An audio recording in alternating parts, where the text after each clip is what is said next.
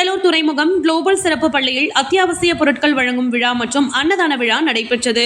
பண்ருட்டி தொழிலதிபர் ஸ்ரீ சுந்தரகிருஷ்ணன் பிறந்த தினத்தை முன்னிட்டு சிறப்பு பள்ளி மாணவர்களுக்கு இனிப்புகள் வழங்கி கேக் வெட்டி சிறப்பு பள்ளி 66 மாணவர்களுக்கு உண்டான ஒரு மாதத்திற்கான 5 மூட்டை அரிசி மற்றும் தேவையான மளிகை பொருட்கள் சுமார் 25,000 மதிப்புள்ள பொருட்களை திரு சுந்தரகிருஷ்ணன் அவர்கள் வாங்கி கொடுத்துள்ளார்.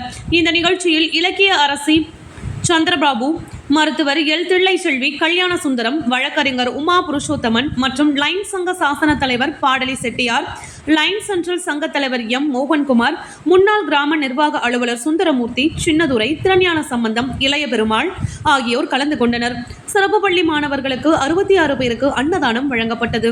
சிறப்பு பள்ளி மாணவர்களுக்கு ஒரு மாதத்திற்கு தேவையான 5 மூட்டை அரிசி மற்றும் மளிகை உட்பட 25,000 ரூபாய் பொருட்களை பண்ருட்டி தொழிலதிபர் சுந்தரகிருஷ்ணன் மற்றும் லைன்ஸ் சாசன தலைவர் பாடலி செட்டியார் ஆகியோர் சிறப்பு பள்ளி வார்டன் ஸ்ருதி அவர்களிடம் வழங்கினார்கள்.